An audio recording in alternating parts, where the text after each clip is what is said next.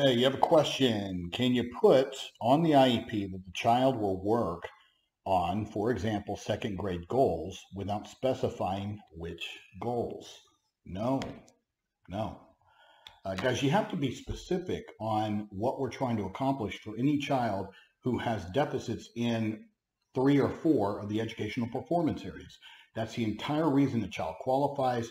They have to have a qualifying disability and be in need of specialized instruction.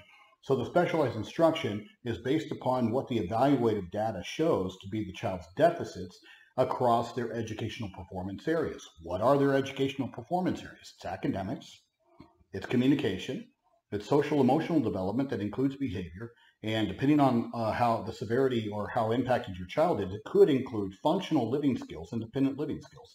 And then when your child gets a certain age, we add transition services. That's 14 or 9th grade. It depends on the state, okay? But right around there. So that's how you sit there and gauge what the child requires. I could care less what category they qualify under. The IEP team should consider all of these areas. Their foot's already in the door. They're already qualified for services. So therefore, we need to sit there and do a proper analysis of what the child requires and where those deficits lie.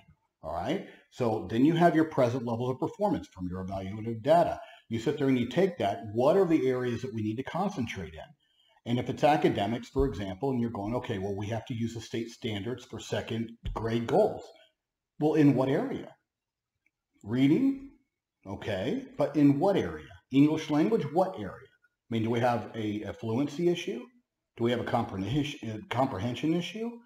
So we need to sit there and narrow down where those deficits are, and then we need to sit there and attach the state standard applicable to that deficit so that we have a present level of performance, we have a goal that needs to be aggressive and tangible, and then after that comes a determination of services.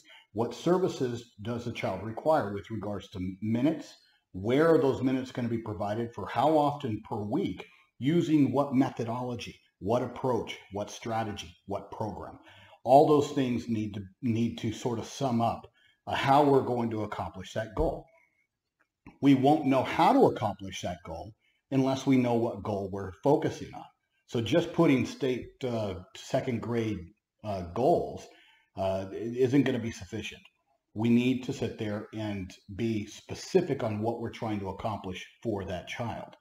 Otherwise, we have no idea what methodology or service or approach is going to be required in order to have the child meet that goal.